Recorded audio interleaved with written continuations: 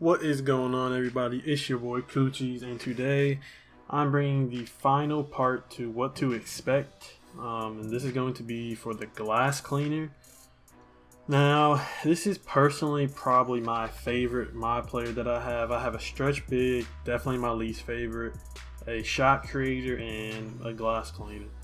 It's kind of like a tie between the two of the glass cleaner and shot creator.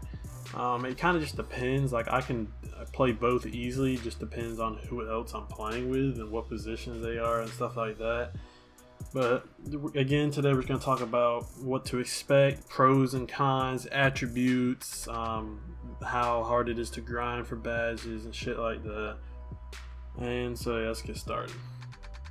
So we can start it off today with attributes. Now obviously, glass cleaner, your rebounding is going to be the highest. It maxes out at a 94 along with box out, and that's offensive and defensive, as you can see. And of course, you want to get your strength all the way up as well. I haven't yet, but I mean, it's not too much of a difference right now. But I definitely will when I get the extra VC. And so you want to upgrade these two, and you definitely want to upgrade layups and dunks, because that's going to be your primary way of scoring. Now, if you fully max out your mid range, you can knock that mid range. It's about the same as a playmaker's three. Most of them make threes off of screen zone. The pick and roll maestro issue, everybody knows that the pick and roll maestro is the reason why playmakers make so many shots. If you didn't, well, now you do. But if you added a boost, you would have like a 70 something, high 70s, so you could definitely knock down mid range fully maxed out with a boost. But I just go for dunks. My standing layups at 88 and my standing dunks at 87, and I also have posterizer. So with all that combined, I usually add a boost as well. You're pretty consistent in the paint, and I've made some crazy layups that you wouldn't expect a glass cleaner to make. But the defending goes up pretty high. Everything but lateral quickness is high 70s, and so I mean it's decent. It's not the best, but I mean most it really just depends on blocking. But I mean, to me, if you time it right, you're going to get the block. And I have playmaking up because this is the number one issue that I find with glass cleaners. When you get an offensive rebound and try to put it back up, you almost get ripped, I say 60% of the time, which to me doesn't make sense. It's not realistic considering this is supposed to be an NBA simulation game. It's not realistic. When you see people like DeAndre Jordan, just centers in general, that's probably one of the best offensive rebounds in the game. DeAndre Jordan, Andre Drummond, those two, when they get O boards, they're not getting ripped from a guard when they're putting it back up. That's the last thing that's happening, you know what I'm saying? And with having putback king, like, you want to put it back up because it's a good chance you're going to make it. But you get ripped so often, and it's so dumb to me. It's absolutely the most annoying thing about the glass cleaner. The number one issue, one of the only issues in my opinion, is getting ripped so easily. Getting an O board. If anything, you shouldn't barely ever get ripped. It should be like a 10% chance you're going to get ripped, because when you get an offensive board, I'm literally pressing X as soon as I land back on the ground, and I guess they're just spamming X as fast as they can. And it's just, that's probably one of the only issues with glass cleaners that I have. But besides that, dominant position, 100% dominant with a rebounding 94. With a boost, you get it to 99. So that's about it for the attribute upgrades. Nothing too special. I mean, obviously you want to upgrade rebounding, strength, and layups and dunks. I'd say definitely the most. Defending, I don't have it maxed out, but it's pretty good as is. I have Park Bully badge, so I get plenty of blocks. And I upgraded ball control because you start off with a 25, and even as a 40, I still get ripped, but you definitely get ripped a lot more with your 25 ball control from the start. And so next up is the grind, a badge grind, anything about badges, stuff like that. So I'll show you guys the 5 badges. Yeah, I probably shouldn't even exit it out. But so these are your upgradable badges: Hustle Rebounder, Break Starter, Putback King, Brick Wall, and Bruiser. To me, these badges are It's one of the nicest 5 in the game, along with shot creators, in my opinion. Hustle rebounder. That is super hard to get. It's not hard, it just takes a long time. Now, there's certain ways you can get O boards, and I can make a video on that if you guys request. But there's certain ways to get O boards easily, and that's pretty much the main issue. You need about 90 O boards, and I think like 200 defensive. I got Hustle Rebounder with under 300 total rebounds, because people were saying you need a 100 offensive and 200 defensive, but that's false because I got it under 300 total. I think I got it like 260 something, so I don't really know like what the exact number is because it doesn't really add up to any of the videos that I've watched. But that badge is insanely hard to get, or just difficult. It takes a long time. I played on 12-minute quarters and got it in like 20 games, which is a long time if you're playing on 12-minute quarters. I haven't got break started yet, which I honestly don't know how. I've passed the ball out from a defensive rebound plenty of times, past half court even. Putback king, very easy to get it when you're getting O boards. I mean, if you're playing on rookie, which I played on pro to get Hustle Rebounder because on rookie, your computers make shots way too often. So I put it on pro, and even on pro, you can still make about anything you put up at the rim. So I got Putback king. Simple badge to get. If you're getting your O boards for a Hustle Rebounder, you can just put it right back out. Some people pass it back out to try to get another O board. I didn't, because I just want to get Putback king out of the way, and it was just simple to me to do that. Brick wall and bruiser, obviously super easy badges to get. Just set screens. I have Brick Wall Hall of Fame. I just got that. Don't have Bruiser Hall of Fame yet. To get Bruiser, you just set picks just like Brick Wall. You just get it later than Brick Wall. So I probably only need to set like 50 more screens, and I'll get Bruiser Hall of Fame as well. So the badge grind, I'd say pretty difficult just because of Hustle Rebounder, which, I mean, it's not a must. It's not really a must. I mean, you have a 94 offensive and defensive without the Hustle Rebounder badge, but when you have Hustle Rebounder, you are a snag god.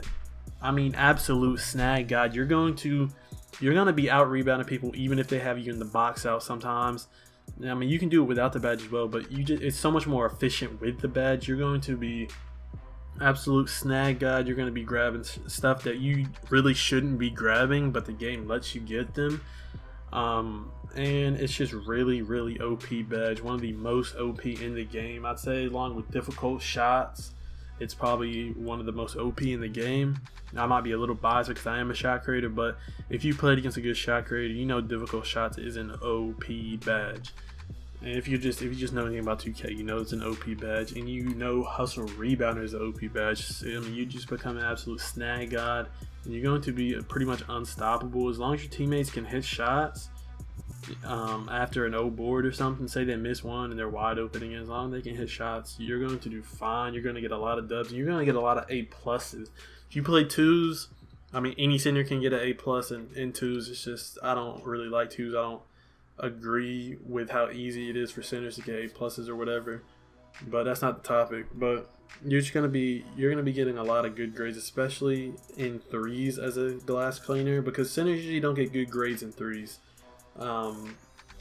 But because most people play stretch bigs, but as a glass king, you're going to get a good grade. You're going to be getting almost every defensive board as long as you're somewhere near the paint, and you're going to be getting a lot of offensive boards, even your own. You just keep putting them back up, and you get your own. It's so OP.